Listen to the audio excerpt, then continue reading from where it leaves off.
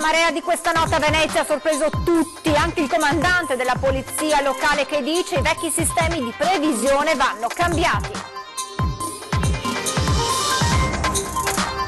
E ancora una volta i commercianti del centro storico veneziano si sono ritrovati in ginocchio per l'acqua alta, così non si può andare avanti, dicono.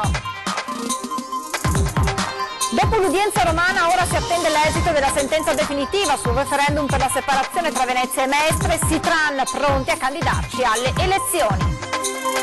Le Fiamme Gialle di Cittadella hanno arrestato per bancarotta fraudolenta una coppia trevigiana, perquisizioni anche a Milano. Al via la sperimentazione che vedrà gli agenti della polizia locale dotati del taser. L'assessore D'Este: vogliamo garantire la massima sicurezza. Da sempre scettico sul reddito di cittadinanza, il sindaco di Venezia Brugnaro parla alla popolazione: non credete ai politici, dice, a loro interessa la propaganda. L'ospedale San Camillo agli Alberoni ad un passo dalla vendita, eppure è il primo centro di ricerca del Triveneto. Buonasera e ben ritrovati con le notizie da Venezia e provincia. In apertura l'ondata di maltempo che si è abbattuta sulla nostra regione. A Venezia ha portato nella nottata un'acqua alta da record per il mese di aprile, un'alta marea che ha sorpreso tutti, compreso il comandante della polizia municipale, che spiega cos'è accaduto, ma soprattutto come i sistemi di previsione siano oramai troppo vecchi. La marea era stata prevista, ma il picco è andato ben oltre. Verso le 23:40 infatti sono stati raggiunti 134 centimetri contro i 120 che ci si aspettava. Un dato decisamente anomalo per il mese di aprile, avvenuto in poche altre occasioni, come nel 36 quando sono stati toccati i 147. Ma non è l'unica anomalia. L'altro dato anomalo è stata l'evoluzione della marea, nel senso che è stata ferma in mare quasi 2 ore, a una misura molto bassa, e fenomeno ancora più strano, abbiamo avuto più acqua alta dentro la laguna che in mare, perché in mare la massima è arrivata con una battuta a 129, in realtà è stata attorno a 126, e in laguna siamo arrivati a 8 cm più alto, veramente un dato anomalo. L'altro dato anomalo è che nonostante che il vento abbia girato nell'ultima mezz'ora, l'acqua ha continuato a crescere, e questo probabilmente perché la dinamicità della laguna è cambiata dopo la costruzione delle lunate alle bocche del porto del Lido. La laguna e il clima hanno subito modifiche negli anni, e così dovrà essere per i sistemi di monitoraggio, dice Agostini. I vecchi modelli pensati 20 anni fa dal dottor Canestrelli e dai suoi collaboratori oggi evidentemente sono superati dai cambi dalle dinamiche della laguna, e quindi è un lavoro che i nostri ricercatori, i nostri tecnici del centro maree stanno sviluppando, e che speriamo diano risultati sempre più precisi. Il comandante spiega anche la mancata segnalazione dell'ultimo picco. Ci fosse stata una previsione di marea che fosse arrivata a 150 avremmo suonato e come, ma con una cosa abbastanza ridotta abbiamo preferito non creare panico e gestire una situazione dove la popolazione era stata allertata per tempo della marea eccezionale, e quindi il cambiamento certo di centimetri importanti, perché se uno dice arriva a 125 poi sono 9 centimetri più alti, è un delta significativo, però la gente aveva sicuramente già preso le misure. E ancora una volta l'acqua alta ha messo in ginocchio i commercianti del centro storico. Hanno lo sguardo desolato, quasi rassegnato, la stanchezza di una notte insonne e di tanta preoccupazione. Ancora una volta i commercianti del centro storico veneziano in ginocchio per l'acqua alta. Il centro maree aveva previsto la quota di marea massima a 120 cm. Ne sono arrivati quasi 10 in più, record assoluto per la stagione. Quel tanto che è bastato per mandare sott'acqua negozi, provocando danni e disagi. Qui ci troviamo a Rialto, nel cuore di Venezia, in campo San Bartolomeo, che pur non trovandosi nell'area della Basilica Marciana, il punto più basso della città, è andato sott'acqua.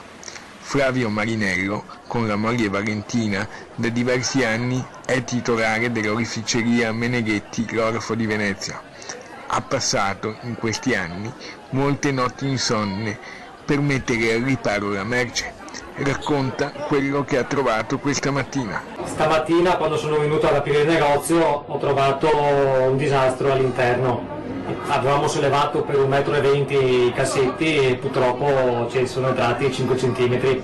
Quei 5 cm ci hanno inondato i cassetti per terra e ci hanno fatto diversi danni.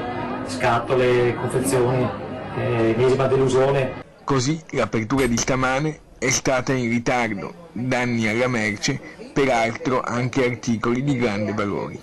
La richiesta è chiara. Un appello a quanto riguarda il centro delle previsioni, dovrebbero almeno entro le 19 darci un'altezza massima sicura e quindi poter provvedere e fare le giuste considerazioni. Ma il tempo che sta passando, già dal pomeriggio i fenomeni sono in attenuazione, ma allora sentiamo che cosa ci aspetterà nelle prossime ore dal nostro esperto meteo. Sistema perturbato ormai si è portato fuori dalle nostre zone verso est, rimane però attiva la depressione, la circolazione ciclonica che ha generato questo sistema perturbato sul nord Europa, quindi continuerà nei prossimi giorni a produrre sistemi perturbati che interesseranno ancora tutte le nostre zone, però abbiamo una pausa adesso di 2 giorni, quindi con una nuvolosità, diciamo non di sole, ma con una nuvolosità variabile, a tratti intensa, ma che lascerà anche qualche spiraglio di sereno. Comunque non sono previste precipitazioni. Le precipitazioni si ripresenteranno poi nella prossima settimana, già inizio settimana, quindi si preannuncia in generale un aprile che avrà caratteristiche quasi di marzo per quanto riguarda la variabilità. I venti con questo fine settimana saranno deboli di direzione variabile con qualche rinforzo dai quadranti occidentali, le temperature si sono abbassate, valori minimi, soprattutto nei valori massimi, i valori minimi saranno fermi a 10-11 gradi, i valori massimi dai 15 ai 17 gradi. L'alta adriatica è previsto mosso. Per quanto riguarda le maree, durante l'alta marea non dovremmo superare i 100 centimetri, quindi non ci dovrebbero essere grossi problemi. Voltiamo pagina, dopo l'udienza romana ora si attende l'esito della sentenza definitiva sul referendum per la separazione di Venezia e Mestre. Sitran dice pronti a candidarci alle elezioni. C'è stata l'udienza conclusiva del processo in appello per tentare di dare voce a 9.000 firmatari di un progetto di legge di iniziativa popolare per la salvezza di Mestre e di Venezia. L'ultima udienza prima della sentenza definitiva con cui il Consiglio di Stato deciderà sulla querela tra autonomisti e Comune di Venezia dopo il ricorso presentato dai fautori della separazione contro la sentenza del TAR che la scorsa estate aveva affossato il voto indetto dalla Regione per il 30 settembre. Gli autonomisti si battono per ribaltare l'esito di primo grado concentrandosi soprattutto su un punto. L'assioma sostenuto da Città Metropolitana e Comune di Venezia per cui il peso demografico è sostanziale per Venezia non è assolutamente vero. Venezia è Venezia e la Città Metropolitana si chiama Venezia per la sua valenza culturale e storica e non sicuramente per il peso demografico. Tra 2 mesi dunque si deciderà il da fare. Se la sentenza sarà positiva ci attiveremo e credo che questa volta il referendum passerà, anche perché la politica ha dimostrato di non sapere governare 2 realtà così diverse, la specificità di Venezia e l'autonomia di Mestre che è stata negata sin dal tempo del fascismo. Se invece sarà negativa? Se invece sarà negativa, solo un'iniziativa politica potrà permettere la divisione del comune e quindi ci candideremo alle elezioni e le vinceremo. La cronaca indagini della Guardia di Finanza di Cittadella che ha portato all'arresto per bancarotta fraudolenta di marito e moglie trevigiani che con uno stratagemma avevano fatto fallire la loro società pur continuando a percepirne i guadagni, perquisizioni anche nel veneziano. Bancarotta fraudolenta, distrazione e sottrazione del pagamento delle imposte. Queste le accuse che hanno portato all'arresto di marito e moglie imprenditori trevigiani residenti a Loria e alla denuncia di altre 5 persone. L'attività della Guardia di Finanza di Cittadella nasce da indagini condotte su 3 società, di cui 2 di diritto maltese e una SRL, operanti nel settore della costruzione di edifici residenziali nel comune di Castelfranco Veneto. Il motivo fondamentale dell'arresto è la bancarotta fraudolenta per distrazione, cioè hanno fatto fallire questa SRL sottraendo il proprio patrimonio, che è appunto costituito da questo complesso immobiliare, un residence molto grande di circa 30 alloggi, 30 appartamenti complessivamente. La coppia avrebbe utilizzato in modo indebito l'istituto del GEIE, entità giuridica di diritto europeo. L'operazione immobiliare, architettata dai 2 arrestati e dai relativi familiari o collaboratori, è complicata.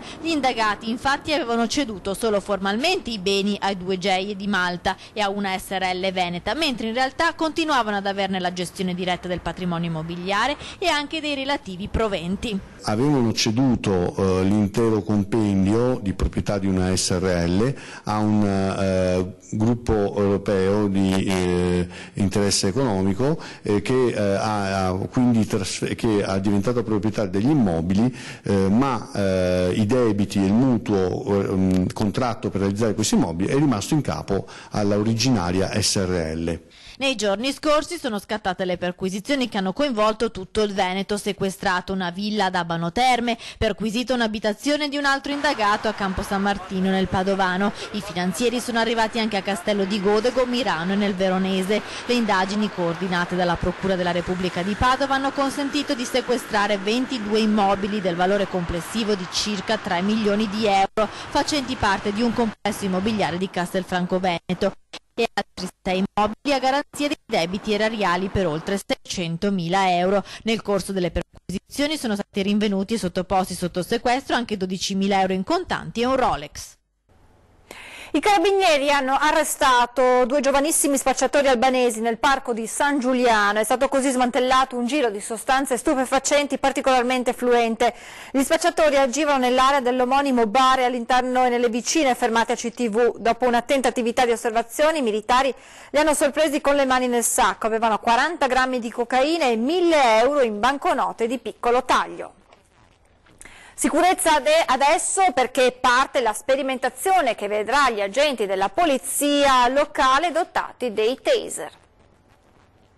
Abbiamo portato in giunta di questi giorni appunto l'autorizzazione al corpo della polizia locale per l'avvio della fase sperimentale sull'utilizzo del taser. La porteremo in approvazione nel Consiglio Comunale, dopodiché prenderà immediatamente l'avvio, la fase della formazione, e pertanto a seguire quello che è una pattuglia in servizio per un periodo di 6 mesi. A Venezia dunque si parte con la sperimentazione del taser, l'arma a impulsi elettrici che sarà data in dotazione agli agenti della polizia locale. È un momento molto importante perché facciamo parte di un progetto che è nazionale, dove sono 10 le questure in questo momento a essere state coinvolte in questa progettualità, e noi come prima realtà nel Veneto della polizia locale a farne appunto questo utilizzo. Un utilizzo che reputiamo sia molto importante in vista di quello che oggi interessa tutto il nostro territorio in materia di sicurezza. Tema su cui l'amministrazione si sta impegnando per garantire maggiore tranquillità ai cittadini. Anche per questo arriveranno altre forze. È una linea che stiamo perseguendo dall'inizio del nostro mandato, una realtà nella quale crediamo veramente tanto, e su questo stiamo investendo in maniera importante, tanto che appunto anche il nostro sindaco ha annunciato pochi giorni fa l'intenzione di aumentare ulteriormente l'organico. Il TAR del Veneto, sezione prima, ha depositato stamani le sentenze con cui respinge i ricorsi presentati da ATA Airports, Airport Handling e Aviapartner Handling in relazione alla gara per la selezione di 2 prestatori di servizi di assistenza a terra all'aeroporto di Venezia, che era stata aggiudicata il 29 ottobre 2018 ad Aviation Service e GH Venezia. Lo ha reso noto oggi la società di gestione SAVE. Pertanto nelle prossime settimane settimane, alla luce della limitazione a 2 soli operatori per i servizi di piazzale, rimarranno operativi in Aviation Service e GH Venezia. Nella nota Save si ritiene molto soddisfatta per la conferma del proprio operato da parte del Tribunale. Parliamo adesso di reddito di cittadinanza. Il sindaco Brugnaro dice alla popolazione: non credete ai politici, a loro interessa solo la propaganda. Il sindaco Brugnaro ha intenzione di trovare un lavoro a chi chiede il reddito di cittadinanza. L'ha dichiarato nei giorni scorsi, mettendo in moto l'intera struttura della pubblica amministrazione lagunare per intercettare i nuovi beneficiari e incrociarli con le esigenze del comune. Aspettiamo che venga chiusa la fase preparatoria del Ministero dello Sviluppo Economico e appena avranno gli elenchi, avranno deciso chi è depositario, avrà titolo per avere la cittadinanza, noi chiediamo, scriveremo ufficialmente al Ministero perché ci fornisca le liste e noi chiameremo le persone e gli offriremo posti di lavoro appunto per quella parte che è prevista dalla legge, che è di uso gratuito per la collettività. Il primo cittadino è scettico da sempre sulla manovra del reddito di cittadinanza e si appella alla popolazione, soprattutto la più giovane. A me sembra sta cosa un provvedimento che accende magari tante speranze, non vorrei che quelle speranze venissero frustrate o in qualche modo deluse. La cosa peggiore è illudere la gente, perché personalmente non sono convinto che questa manovra, per come è stata fatta, parlo del reddito di cittadinanza, possa continuare così com'è negli altri anni, perché non ha la sostanza monetaria per poterlo fare, è una questione di numeri. Però ovviamente chi ha diritto di chiederlo fa bene a chiederlo, finché arriva io dico soltanto alle persone: non illudetevi, e dico a tutti i giovani: credetemi, cercate un lavoro, andate a lavorare, illudetevi poco dei politici perché sono capaci soltanto di fare propaganda e di prendere voti. La realtà è che la dignità vera cammina sulle gambe delle persone e sul proprio lavoro, quella è la dignità e la libertà, io la penso così, però finché c'è giustamente sfrutteremo al massimo. Ci fermiamo adesso per qualche istante di pubblicità, restate con noi.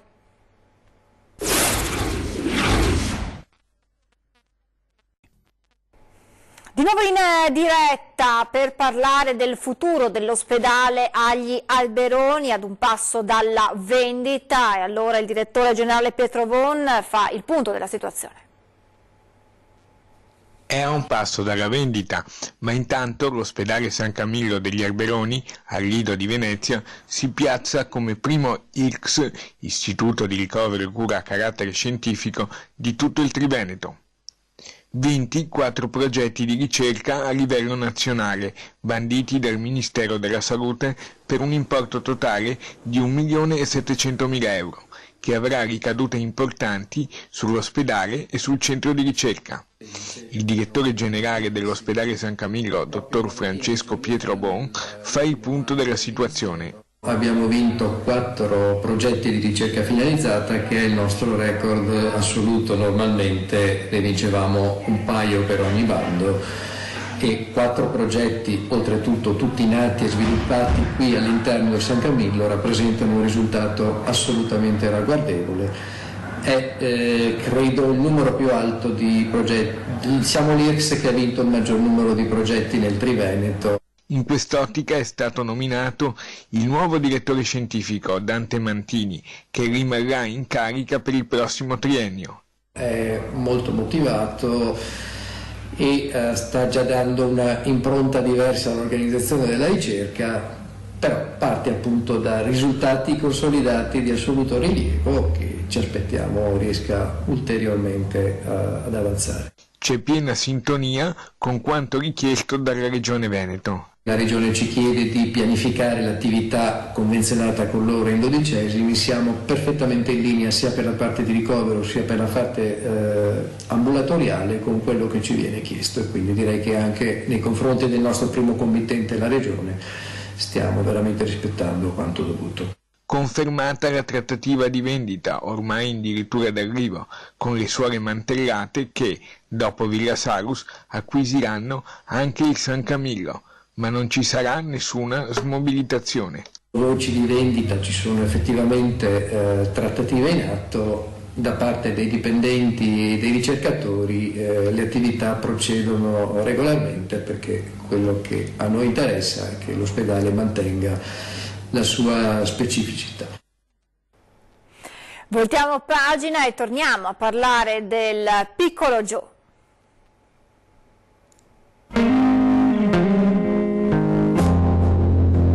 Un bacio che il nostro piccolo Gio manda a tutti voi telespettatori che in poco più di un mese avete reso possibile un sogno, il sogno di questo bimbo di 2 anni e mezzo e della sua famiglia di vederlo correre e giocare con i suoi amichetti e la sua inseparabile sorellina Miriam. Obiettivo raggiunto, perché anche grazie all'intervento della Regione Veneto si è arrivati a quei 400.000 euro necessari all'operazione in Florida. Ma l'affetto di tutti voi per il piccolo Gio si conferma immenso, contagioso, infinito. Alle nostre redazioni continuano ad arrivare senza sosta mail e telefonate da parte di persone che chiedono informazioni sul conto creato per questa raccolta fondi. Fondi la cui destinazione è stata da sempre certa, sicura. Trasparenza è stato sin da subito il nostro diktat, il nostro e quello di mamma Erika, la coraggiosa mamma Erika dalla forza incredibile. Ora il gruppo Media Nord-Est chiude la raccolta fondi per Giovanni, ma non termina il suo impegno per aiutare altri piccoli guerrieri come il nostro Gio.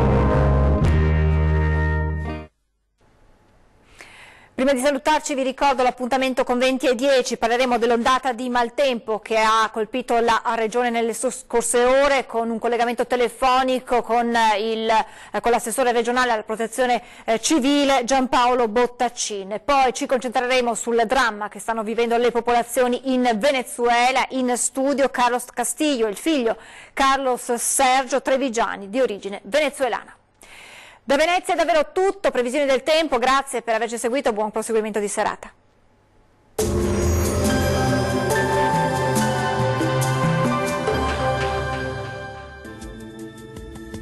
Ben ritrovati al meteo.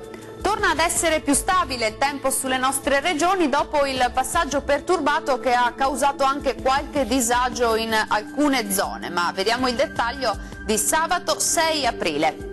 Sul Veneto sarà asciutto e per lo più soleggiato, con cielo parzialmente nuvoloso. Dal pomeriggio nubi in aumento, ma senza ulteriori conseguenze. Temperature minime tra 3 e 9 gradi, massime oscillanti invece tra 13 e 17 gradi circa. Spostiamoci ora sul Friuli Venezia Giulia. Tanto sole su tutti i settori, anche in questo caso con cielo al massimo poco nuvoloso, ma senza piogge. Temperature minime tra 5 e 10 gradi, massime oscillanti invece tra 13 e 17 gradi circa.